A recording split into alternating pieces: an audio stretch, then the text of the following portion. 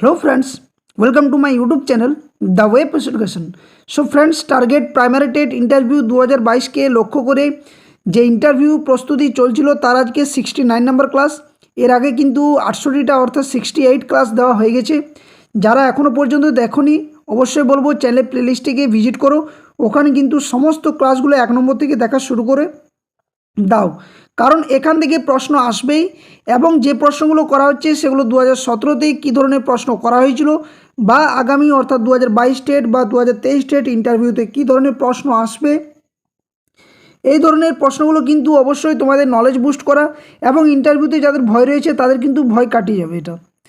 এবং আরেকটা কথা বলে রাখি, যারা চ্যানেলে নতুন আছো অবশ্যই চ্যানেলটি সাবস্ক্রাইব করো এবং পাশে থাকা বেল নোটিফিকেশন করবে, যাতে করে সমস্ত ধরনের নিউজ আপডেট নোটিফিকেশন বিভিন্ন ধরনের ক্লাস তার তথ্য এখান থেকে পেয়ে যাবে।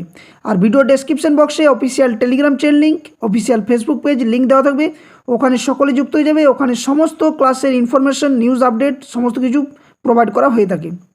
আর ভিডিওটি দেখার সাথে সাথে একটা লাইক এবং বাকিদের সাথে শেয়ার করে প্রত্যেকটা ক্লাস কিন্তু দেখা শুরু করে দাও। তো চলো আজকে কী ধরনের প্রশ্ন রাখা হয়েছে, একদম এই প্রশ্নগুলো কিন্তু ইন্টারভিউ যারা প্রস্তুতি নিচ্ছ অবশ্যই এই প্রশ্নগুলো দেখো। এগুলো কিন্তু আগামীতে আসার মতো প্রশ্ন। যেমন প্রশ্ন রয়েছে, প্রাইমারি পর্ষদের ওয়েবসাইটে আচার্য প্রফুল্লচন্দ্রের ছবি থাকে কেন? প্রাথমিকে যে পঞ্চম শ্রেণী সংযোজন হচ্ছে সেখানে আপনার মতামত কী? আপনি আপনার নিজস্ব বিষয়ের জ্ঞান কীভাবে বাচ্চাদের দেবেন? নানান ধরনের প্রশ্ন রয়েছে, তো অবশ্যই প্রশ্নগুলো এক এক করে দেখার চেষ্টা করো। ওকে, একটা লাইক অবশ্যই করবে, আর যারা এখনও পর্যন্ত চ্যানেলে সাবস্ক্রাইব করেনি চ্যানেলটি সাবস্ক্রাইব করে পাশে থাকবে। তো দেখো, এটা হচ্ছে 69 নম্বর ক্লাস। এর আগে আমি ক্লাস দিয়ে দিয়েছি অনেকগুলো, আশা করছি সকলেই দেখে নেবে। তো প্রথম যে প্রশ্ন রাখা হয়েছে সেটা হচ্ছে, এবং শেষে তোমাদের জন্য একটা গিফটের মতো একটা বিষয় রয়েছে যেটা অ্যানাউন্স করা ছিল, এর আগেও কিন্তু অ্যানাউন্স করেছি। যারা পুরনো স্টুডেন্ট অবশ্যই কিন্তু এগুলো দেখেছে। তো কি রয়েছে বিষয়টা শেষ পর্যন্ত ভিডিও দেখো, তারপর আমি কিন্তু বিষয়টি তোমাদের সামনে তুলে ধরার চেষ্টা করব। তো প্রথম একটা প্রশ্ন রয়েছে আজকের, ফার্স্ট প্রশ্ন, যে কোনো ছাত্র যদি বিদ্যালয়ের মধ্যে ছেঁড়া বা অপরিষ্কার জামাকাপড় পরে আসে, সেক্ষেত্রে আপনি শিক্ষক হিসেবে বা শিক্ষিকা হিসেবে কী করবেন? এটা সাধারণত দেখা যায় অনেক ফ্যামিলিতে এই সমস্যাটা আছে, বা অনেকে হয়তো যে পরনে ছেঁড়া কাপড় বা অপরিষ্কার কাপড় জামা কাপড় পরিয়ে অভিভাবকরা পাঠিয়ে দেন। অনেক সময় বিদ্যালয়ে যে ড্রেস রয়েছে সে ড্রেস অনেক সময় অপরিষ্কার থাকে। তো এক্ষেত্রে আপনার কী করণীয় হবে না, সর্বপ্রথম ছাত্রটি ছেঁড়া বা অপরিষ্কার জামাকাপড় পরে আসার কারণ অনুসন্ধান করব। এটা সবথেকে প্রথম এবং মূল দায়িত্ব বা কাজ একজন শিক্ষক বা শিক্ষিকার, যে কোনো ক্ষেত্রে তার কারণ জানা এবং সেটা অনুসন্ধান করা।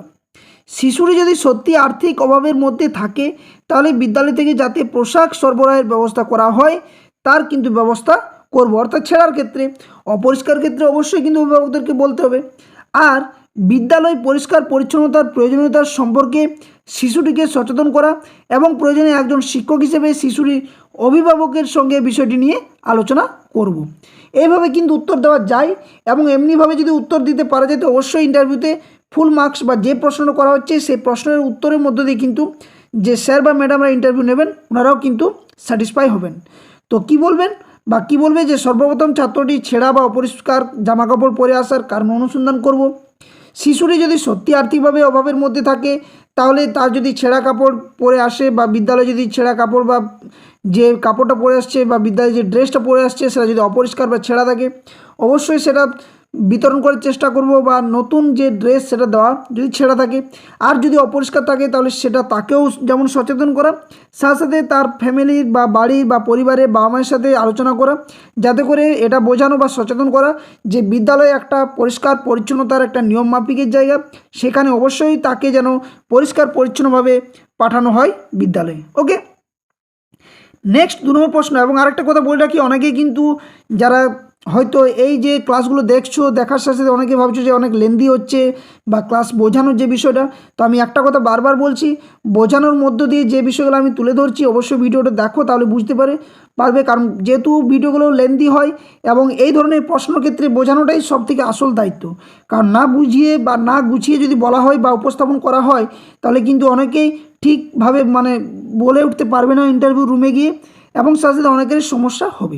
ওকে, তো তার জন্য বলবো কোনো ভিডিওই একটু স্কিপ করবে না, প্রত্যেকটা কথা মন দিয়ে শোনো, বারবার যদি শোনো অবশ্যই কিন্তু মনে থাকবে। নেক্সট 2 নম্বর প্রশ্ন, যে একজন শিক্ষার্থীর নখ কামড়ানোর অভ্যাস আছে, এই যে বদ অভ্যাস বা বাজে অভ্যাসগুলো এগুলো দেখা যায়, তো শিক্ষক হিসেবে তার এই আচরণের সংশোধনের জন্য আপনি কি পদক্ষেপ গ্রহণ করবেন? এটা যদি একজন শিক্ষক হিসেবে তোমাদের সামনে যদি ঘটে থাকে তাহলে তোমরা কি করবে? বাস্তবভাবে বোঝো এবং উত্তর দেওয়ার চেষ্টা করো। তো এখানে কী বলবে না, শিক্ষক হিসেবে কখনোই চাইবো না কোনো ছাত্রছাত্রীর মধ্যে খারাপ অভ্যাস গড়ে উঠুক বা বদ অভ্যাস একটা গড়ে উঠুক। শিক্ষার্থীকে ভালোভাবে পর্যবেক্ষণের মধ্যে রাখতে হবে। এই যে বদ অভ্যাসটির ক্ষতিকর প্রভাবগুলি সম্পর্কে শিক্ষার্থীকে ধারণা দেব। প্রয়োজনে অভিভাবকদের সাথে কথা বলবো, বাড়িতেও যাতে ছাত্রটির এই যে খারাপ অভ্যাস বা বদ অভ্যাসটা রয়েছে সেটা সম্পর্কে সচেতন করিয়ে দেওয়া। অর্থাৎ যেমন শিক্ষার্থীকে বোঝানো দরকার যে এই যে অভ্যাসটা বা কুঅভ্যাসটা বা যে খারাপ অভ্যাস বা এই যে বদ অভ্যাসটা করছে নখ কাটা মুখ দিয়ে, সেটা যেমন শিক্ষার্থীকে বোঝানো যে ক্ষতি আছে, এই যে নখের মধ্যে যে সমস্ত যে জীবাণুগুলো থাকে সেগুলো যদি পেটের মধ্যে প্রবেশ করে তাহলে ক্ষতি করতে পারে। ঠিক একইভাবে তার পরিবারের সাথে যে গিয়ে গল্প করা যে এই বিষয়গুলো যাতে তাকে নজরে নজরে রাখে, শিশুটিকে যাতে এই ধরনের অভ্যাসগুলো তার মধ্যে না গড়ে ওঠে সেটাও তার অভিভাবকদেরকে বোঝানো। ওকে, নেক্সট 3 নম্বর প্রশ্ন, এর উত্তরটা পরের পেজে রয়েছে, যে প্রাথমিক শিক্ষার ক্ষেত্রে শিক্ষক ও শিক্ষার্থীর সম্পর্ক কেমন হওয়া উচিত বলে আপনি মনে করেন? এটা কিন্তু 2017তে প্রায় শিক্ষক শিক্ষিকা মহাশয়দের কিন্তু প্রশ্ন করা হয়েছিল যে প্রাথমিক শিক্ষার ক্ষেত্রে একজন শিক্ষক বা শিক্ষার্থীর সম্পর্ক কেমন হওয়া উচিত, একজন শিক্ষক শিক্ষার্থীর মধ্যে বা একজন শিক্ষিকা শিক্ষার্থীর মধ্যে সম্পর্কটা কেমন হওয়া উচিত বলে আপনি মনে করছেন বা মনে করেন? তো এক্ষেত্রে উত্তর কী হবে না, একদম সহজভাবে বলতে হবে। কী হবে? আমরা সকলে জানি ডিএলএড যারা করেছি 2 বছর কোর্স তারা সকলে হয়তো অতপ্রতভাবে জড়িত বিষয়টির সাথে। না, এর উত্তর হবে প্রাথমিক শিক্ষার ক্ষেত্রে বা শিক্ষার্থীদের ক্ষেত্রে শিক্ষক হবেন একজন অভিভাবক, একজন বন্ধু এবং একজন সহায়ক, এবং ভালোভাবে বলতে গেলে একজন ফ্রেন্ড, ফিলোসোফার অ্যান্ড গাইডার। অর্থাৎ যিনি গাইড করবেন, যিনি একজন ফিলোসোফার হবেন এবং সাথে সাথে তিনি একজন বন্ধু ভালো হবেন বা ফ্রেন্ড হবেন।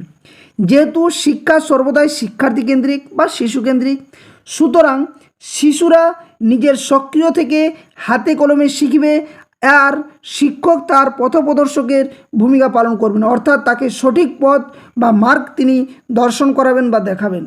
এক্ষেত্রে শিশু যাতে খোলা মনে শিক্ষক মহাশয়দের সাথে ভালোভাবে গল্প করতে পারেন তার জন্য একজন অভিভাবক হিসেবে যেমন থাকবেন, ঠিক একইভাবে একজন বন্ধুর মতো তিনি আচরণ করবেন প্রত্যেক শিক্ষার্থীর সাথে।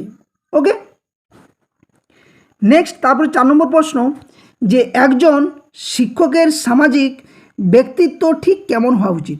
অর্থাৎ একজন শিক্ষক সমাজের সত্যি একজন সবচেয়ে উচ্চ পর্যায়ে দরজা দেওয়া দরকার, কারণ একজন শিক্ষক বা শিক্ষিকা যিনি সমাজ গড়ার কারিগর বলা হয় যেনাকে, এমনকি সারা দেশ সারা বিশ্বের মধ্যে শিক্ষকের যে একটা যে গুরুত্ব বা মহত্ব সেটা কিন্তু সব থেকে উপরে থাকা উচিত, কারণ গুরুর দরজা সবসময় বাবা মায়ের থেকেও উপরে থাকা উচিত।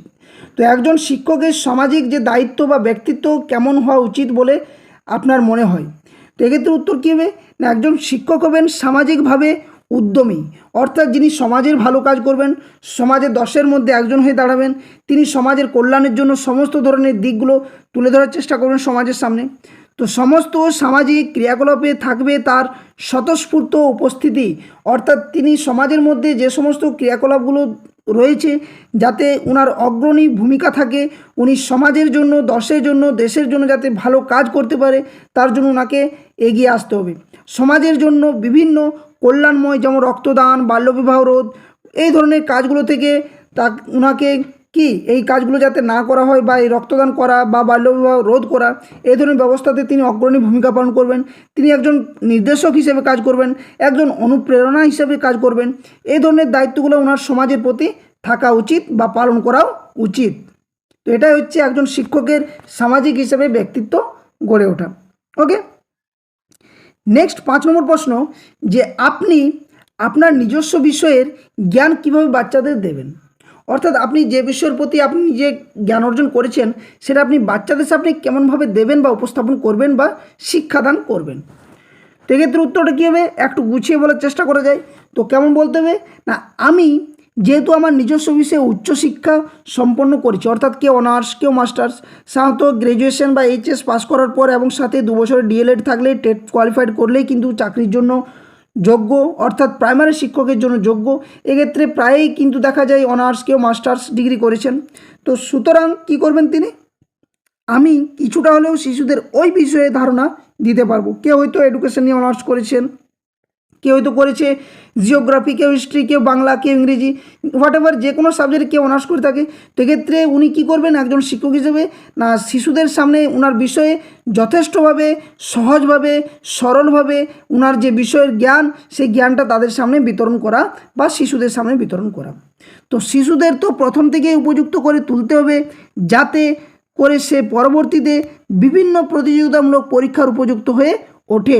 এর জন্য একজন শিশুর একদম বেসিক থেকে, অর্থাৎ একদম মূল থেকে যে ধরনের পাঠ্যসূচির উপর গুরুত্ব দেওয়া প্রয়োজন সেটা আমি দেব।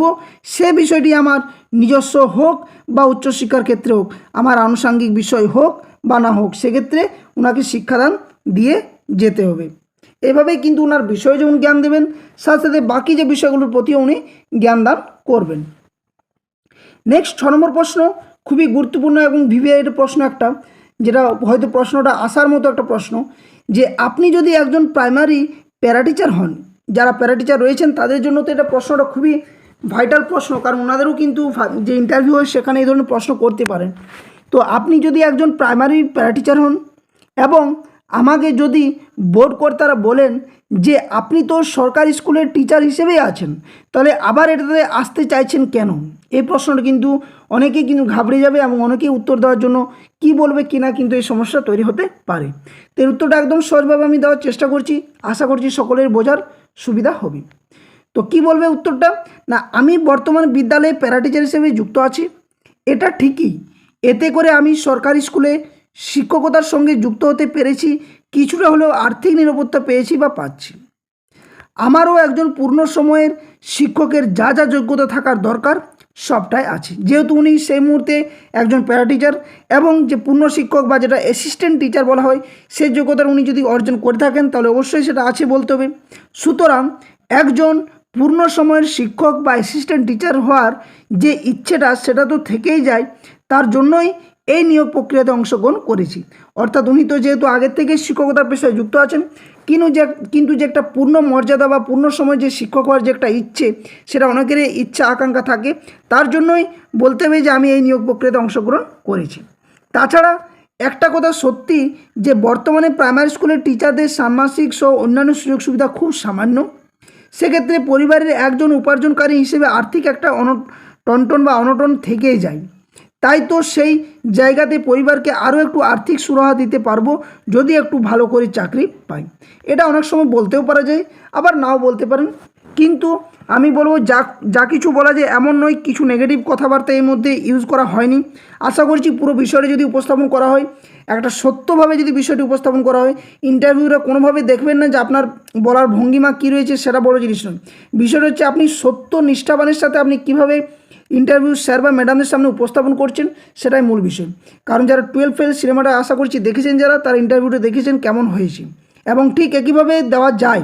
কারণ একজন 12 ফেল যিনি টোকাটুকি করে পাস করেছিলেন সেই মুহূর্তে, কিন্তু উনি একমাত্র যে পাস করেননি সেটা কিন্তু সত্যিভাবে বলে দিয়েছেন, এবং যেটা তিনি অনেকবার ফেল করার পর কিন্তু 12 পাস করেছিলেন।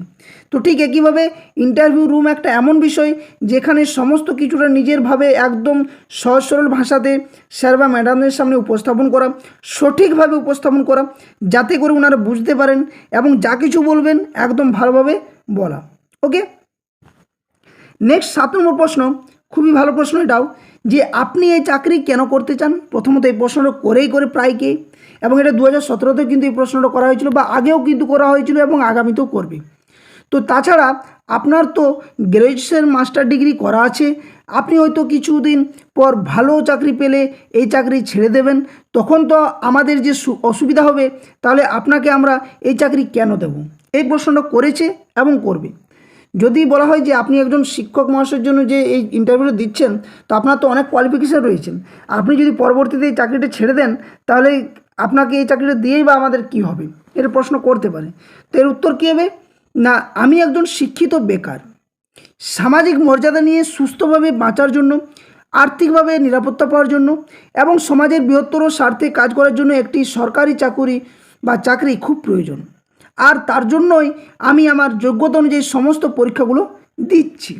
ঠিক আছে, আমি যদি পরবর্তীতে উচ্চ প্রাথমিক, মাধ্যমিক বা উচ্চ মাধ্যমিক বিভাগে চাকরি পেয়ে যাই, তখন চলে যাব ঠিকই, তখন অন্য কোনো বেকার এই পোস্টে আবার সুযোগ পাবে। ফলে বিশেষ কোনো অসুবিধা হবে না প্রাথমিক বিদ্যালয় পরিচালনার ক্ষেত্রে। তো এভাবেও কিন্তু উত্তর দিতে পারা যায় এবং আশা করছি এভাবে উত্তর দিলে নাম্বারটা যথেষ্টই পাওয়া যাবে। নেক্সট প্রশ্ন, তারপরে 8 নম্বর প্রশ্ন কি বলা হচ্ছে, একটা ভালো প্রশ্ন এটা, অনেকে আমরা মাতৃভাষা সম্পর্কে জানি।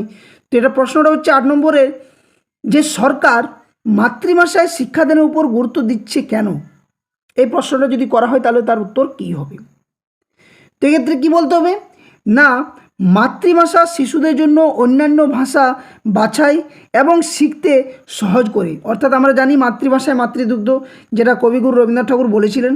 তো আমাদের শিশুরা আগে বাংলা শেখে বলেই তারা অন্যান্য আরও কয়েকটি ভাষার দক্ষতা অর্জন করতে পারে। মাতৃভাষা একটি শিশুর ব্যক্তিগত, সামাজিক এবং সাংস্কৃতিক পরিচয় বিকাশ করে।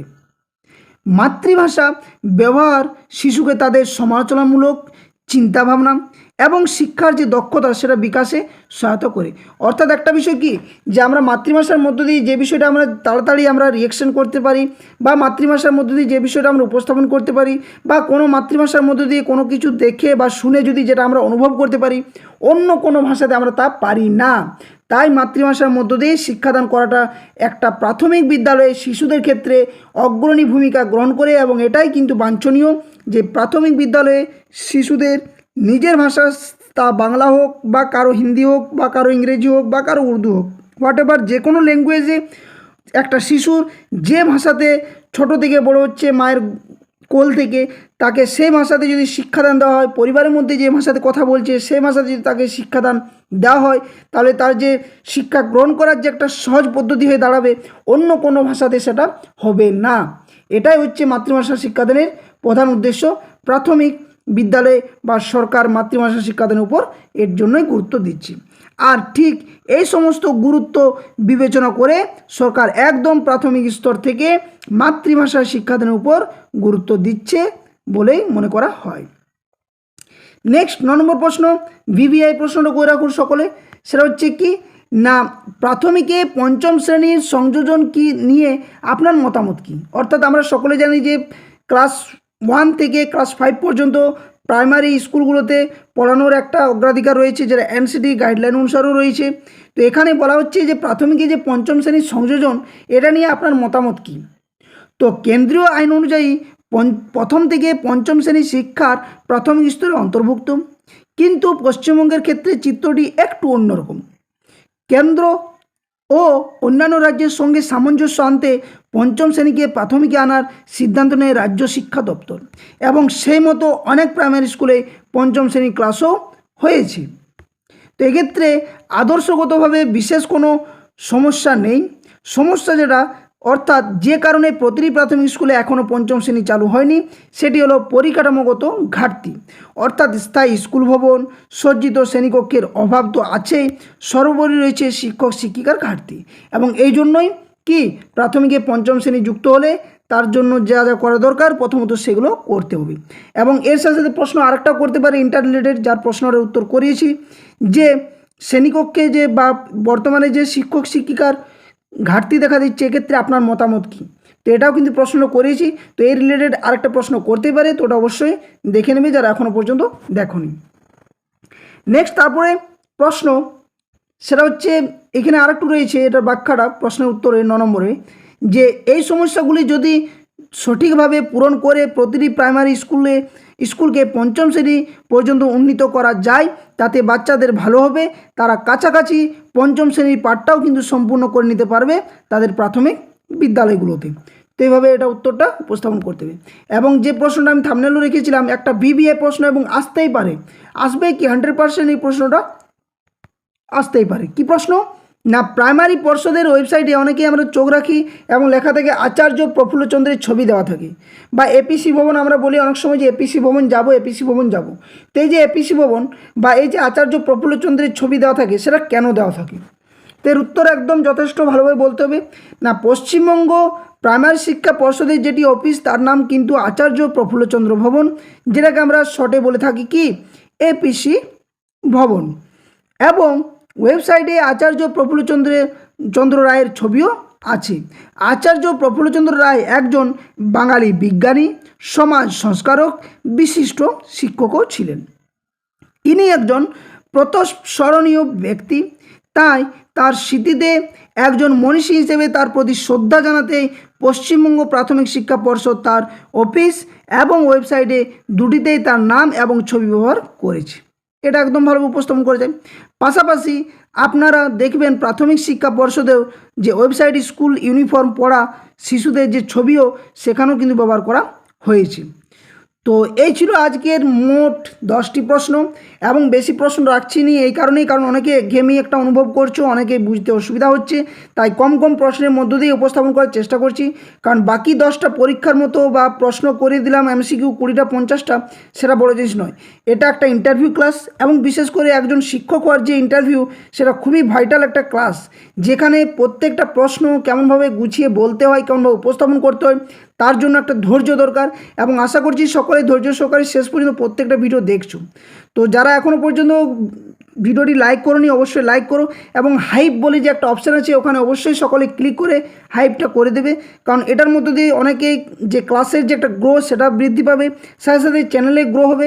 এবং যারা এখনও পর্যন্ত ভিডিওগুলি শেয়ার করোনি বাকিদের সাথে শেয়ার করো, বন্ধু বান্ধব যারা রয়েছে সকলে যাতে 2022 টেট যারা প্রিপারেশন নিচ্ছে সকলের সামনে যাতে উপস্থাপন হতে পারে ভিডিওটা, এবং সকলের কাছে পৌঁছে দাও।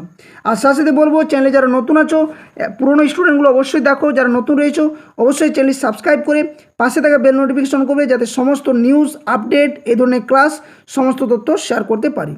আরেকটা বিষয় উপস্থাপন করার ছিল, যেটা এই মুহূর্তে আমি উপস্থাপন করছি, just wait for few minutes. Okay, তো আমি বিষয়টা একটু উপস্থাপন করছি, তারপরে সকলে যা প্রশ্ন করার করবে। ওকে, একটা আমি বলছিলাম যে বিষয়টা সেটা হচ্ছে এই যে target WB primary TET 2022 interview guide book, এটা আমি অনেক দিন আগে প্রায় 4-5 মাস আগে কিন্তু এটা প্রোভাইড করেছিলাম, এবং এটা বাই করতে হচ্ছিল। সেই মুহূর্তে এটার দাম ছিল কিন্তু 125 টাকা। যারা 2022 টেট ইন্টারভিউর জন্য প্রিপারেশান নিচ্ছ, এখানে কিন্তু একটা কথা বলে রাখি, 2017তে যে ধরনের প্রশ্ন করা হয়েছিল, বিভিন্ন শিক্ষক শিক্ষিকা মহাশয়দের কাছ থেকে ডাটা কালেকশন করার পর কী ধরনের প্রশ্ন এসেছিলো বা আগামীতে কী ধরনের প্রশ্ন আসতে পারে, অনেক টিচারের সার্ভের ভিত্তি দিয়ে কিন্তু এই প্রশ্নের যে বুকটা পিডিএফ ফাইল, এটাও একদম বলে রাখি, এই পিডিএফ ফাইলটা কিন্তু সেই মুহূর্তে বানানো হয়েছিল, অনেকে বাই করেছিল। তো যারা এখনও পর্যন্ত চ্যানেলে নতুন আছো তাদের জন্য এই বিষয়টা বলে রাখি যে এই পিডিএফটা যারা বাই করতে যাও, এখানে কিন্তু দাম কিন্তু ফিক্সড সেই মুহূর্তে ছিল 125 টাকা, অফার ছিল সেই মুহূর্তে। এখন কিন্তু এই পিডিএফটা ফাইলটার দাম রয়েছে 150 টাকা। এর মধ্যে যা যা রয়েছে সেটা হচ্ছে প্রি প্রাইমারি থেকে ক্লাস 5 পর্যন্ত বিভিন্ন বইয়ের সম্পূর্ণ তথ্য, কী ধরনের প্রশ্ন আসতে পারে, যেটা সহজ পাঠ থেকে শুরু করে পরিবেশ থেকে শুরু করে, তাছাড়া বিভিন্ন সিচুয়েশন বেসড প্রশ্ন যেগুলো করাচ্ছি ক্লাসে সে ধরনের প্রশ্ন রয়েছে। সাথে সাথে আরও বিভিন্ন টপিক যেমন রয়েছে আরটি রয়েছে, এনসিএফ রয়েছে, পোষণ অভিযান রয়েছে, সমস্ত টপিক যেগুলো আসার মতো প্রশ্ন সেই টপিক বেসড প্রি প্রাইমারি থেকে ক্লাস 5 পর্যন্ত বইয়ের সম্পূর্ণ তথ্য যে প্রশ্ন, সাথে সাথে সিচুয়েশন বেসড প্রশ্ন রয়েছে। প্রায় কিন্তু 300-র কাছাকাছি পেজ রয়েছে এই পিডিএফটাতে। তো যারা এখনও পর্যন্ত বাই করনি, অফিসিয়াল যে টেলিগ্রাম চ্যানেল রয়েছে সেখানে কিন্তু অবশ্যই কমেন্ট করতে পারো, বা আমার নাম্বার দেওয়া রয়েছে ওখানে পার্সোনাল, সেই নাম্বারে এই যে রয়েছে এখানেও কিন্তু নাম্বারটা দেওয়া রয়েছে, এই নাম্বারে কিন্তু তোমরা মেসেজ করতে পারো। এই পিডিএফটাতে নেই, আরেকটা পিডিএফ আমি দেখাচ্ছি, দুটো পিডিএফ সেই মুহূর্তে কিন্তু বানানো, 3টে ছিল। একটা হচ্ছে পশ্চিমবঙ্গের সমস্ত জেলার তথ্য, দ্বিতীয় হচ্ছে ইন্টারভিউ, আর একটা হচ্ছে ডেমো। তো ডেমো যেটা ছিল সেটা ক্লাস 1 এবং 2 অর্থাৎ প্রথম এবং দ্বিতীয় শ্রেণী নিয়ে বানানো হয়েছিল, সম্পূর্ণ বইগুলো নিয়ে। 3, 4, 5 আলাদাভাবে বানাতে হবে, ওগুলো এই মুহূর্তে কিন্তু বানানো হয়নি, কিন্তু এরপর যেহেতু ইন্টারভিউ নোটিশ যদি আসে তার আগে অবশ্যই কিন্তু ওগুলো প্রোভাইড করার চেষ্টা করব বা বানানোর চেষ্টা করব। তো আরেকটা দেখাচ্ছি যেটা হচ্ছে ইন্টারভিউ যেটা ডেমো, সেটার জন্য। তো এই পিডিএফগুলো কিন্তু বাই করতে হবে, এবং এটার দাম রয়েছে 125 টাকা। অনেকে বাই করেছে অনেকে করেনি, যারা করেনি এখনও পর্যন্ত আশা করছি বাই করে রাখতে পারো, অনেক কিন্তু নলেজ বুস্ট হবে। আরেকটা যে বইটা বলছিলাম পিডিএফ ফাইল, সেটা হচ্ছে primary interview demonstration guide book. এই বইটাও কিন্তু আগে লঞ্চ করা হয়েছিল অনেক দিন আগে পিডিএফ ফাইলটা, যার মূল্য রয়েছে 250 টাকা। এই পিডিএফ ফাইলে কিছু বিশেষত আমি উল্লেখ করে দিয়েছি এখানে, যে প্রত্যেক পড়ার পুঙ্খানুপুঙ্খ আলোচনা রয়েছে, শিক্ষক শিক্ষিকা কীভাবে ডেমো দেবে তার ব্যাখ্যা রয়েছে, 2017 ইন্টারভিউতে করা গুরুত্বপূর্ণ পড়ার যে ডেমো যেগুলো করা হয়েছিল সেই টপিকগুলো রয়েছে, সাথে সাথে প্রত্যেকটি পড়ার যে ডেমো কম সময়ে দেওয়ার মতো যে উপস্থাপন সেটাও ব্যাখ্যা করা রয়েছে, সাথে সাথে সহজ ও সাবলীলভাবে ভাষা প্রয়োগ কিন্তু রয়েছে যেটা উপস্থাপন করতে পারা যাবে ডেমোতে। 500+ কিন্তু এখানে 2017তে যারা চাকরি প্রার্থী ছিল সেই মুহূর্তে এবং যারা এখন শিক্ষক বা শিক্ষক হয়েছেন তাদের কাছ থেকে কিন্তু জেনে নিয়েই এই ডেমো পিডিএফ ফাইলটা কিন্তু বানানো হয়েছিল। এবং এটা যে বিষয় জানতে অবশ্যই কিন্তু হোয়াটসঅ্যাপ নাম্বার যে রয়েছে 8250241485 অর্থাৎ দ্য ওয়েব এডুকেশন চ্যানেলের তত্ত্বাবধানে কিন্তু এই পিডিএফ ফাইলটাও বানানো হয়েছে। তো এই দুটো পিডিএফ ফাইল যারা বাই করতে চাও আমি ডিটেলস বলে দেওয়া হবে এবং টেলিগ্রাম চ্যানেলেও আমি মেসেজ করে দেবো এই বিষয়টা নিয়ে। এবং এটা দেখে রাখো যে পশ্চিমবঙ্গ সরকারের প্রথম ও দ্বিতীয় শ্রেণীর যে বইয়ের সমস্ত গুরুত্বপূর্ণ পড়ার মক ইন্টারভিউ কেমনভাবে দিতে হবে তা আলোচনা করা হয়েছে। অর্থাৎ এখানে প্রথম এবং তৃতীয় শ্রেণী রয়েছে, কেউ আলাদাভাবে ভেবে বসবে না যা তৃতীয় চতুর্থ সমস্ত কিছু রয়েছে, নয়, এটা প্রথম এবং দ্বিতীয় শ্রেণীর রয়েছে। আরেকটা পিডিএফ ফাইল রয়েছে সেটা আমি দেখাচ্ছি। তো এই 3টে পিডিএফ ফাইল এখনও পর্যন্ত দ্য ওয়েব এডুকেশন চ্যানেলের তত্ত্বাবধানে বানানো হয়েছে, যেগুলো এখনও পর্যন্ত অনেকেই বাই করেছে, প্রায় 1000 স্টুডেন্ট রয়েছে যারা বাই করে ফেলেছে এখনও পর্যন্ত। যারা বাই করোনি বা যারা নতুন রয়েছে, যারা এখনও পর্যন্ত এগুলো কেননি, অবশ্যই নলেজ বুস্ট করার জন্য, ইন্টারভিউ গেইন করার জন্য বা ইন্টারভিউ যে ভালোভাবে প্রিপারেশন নেওয়ার জন্য অবশ্যই পিডিএফ ফাইলগুলো নিতে পারো। এবং এই যে ডেমোর জন্য যে পিডিএফ বুক, এটা কিন্তু ইউটিউব চ্যানেলে আমার মনে হচ্ছে প্রথম যে কীভাবে ডেমো হতে হয়, এর আগে কিন্তু কোনো পিডিএফ ফাইল এত সুন্দরভাবে দেওয়া হয়নি। যারা এর যে শুধু শর্ট কপিটা যারা পেতে চাও, অর্থাৎ কেমনভাবে দেওয়া রয়েছে একটা প্রত্যেকটা পিডিএফের শর্ট কপি যারা পেতে চাও অবশ্যই আমি টেলিগ্রাম চ্যানেলে প্রোভাইড করে দেবো। তো যারা টেলিগ্রাম চ্যানেলে যুক্ত হওনি আগে যুক্ত হবে, ওখানে সমস্ত তথ্য শেয়ার করা হবে। আরেকটা বিষয় দেখাচ্ছি, একটু দেখে নাও। আরেকটা হচ্ছে সেটা হচ্ছে আমাদের পশ্চিমবঙ্গ এবং আমার জেলা বলে একটা পিডিএফ বানিয়েছিলাম যেটার মূল্য ছিল 180 টাকা। অর্থাৎ এখানে রয়েছে পশ্চিমবঙ্গের 23 জেলার সম্পূর্ণ তথ্য, অর্থাৎ জেলা থেকে নিজস্ব জেলা থেকে তো প্রশ্ন করে, সাথে সাথে আদার্স জেলা থেকেও বিভিন্ন ধরনের যে ঐতিহাসিক স্থান বা যে মহত্ব যে গুরুত্বপূর্ণ যে সমস্ত মহান মহান ব্যক্তি রয়েছেন তাদের সম্পর্ক ডিটেলস দেওয়া থাকে। তো এই পিডিএফটার ফাইলটার দাম রয়েছে 180 টাকা এবং এটা সেই মুহূর্তে ছিল। এখন কিন্তু এই পিডিএফ ফাইলটার দাম 200 টাকা এবং টোটাল যে দাম, আমি 3টে পিডিএফ ফাইল একসাথে, সেটা 10 জানুয়ারি সেই মুহূর্তে অফার ছিল বলে আমি এটা দিয়েছিলাম। তো এটা আমি প্রোভাইড করে দেবো এই যে পেজটা টেলিগ্রাম চ্যানেলে, ওখান থেকে কিন্তু ডিটেলস পেয়ে যাবে, সমস্ত তথ্যটা ওখানে দেওয়া থাকবে। তো অবশ্যই যারা টেলিগ্রাম চ্যানেলে যুক্ত হয়নি যুক্ত হয়ে যাবে। তো এই ছিল আজকের সমস্ত ক্লাস, যে ক্লাসটা আমি দেখালাম বা যে পিডিএফ ফাইলগুলো সম্বন্ধে আলোচনা করে দিলাম। তো যদি ক্লাসটি ভালো লাগে অবশ্যই ভিডিওটি লাইক করবে, ভিডিওটি শেয়ার করবে বাকিদের সাথে। আর যারা চ্যানেল নতুন আছো অবশ্যই চ্যানেলটি সাবস্ক্রাইব করে পাশে থাকা বেল নোটিফিকেশন অন করবে।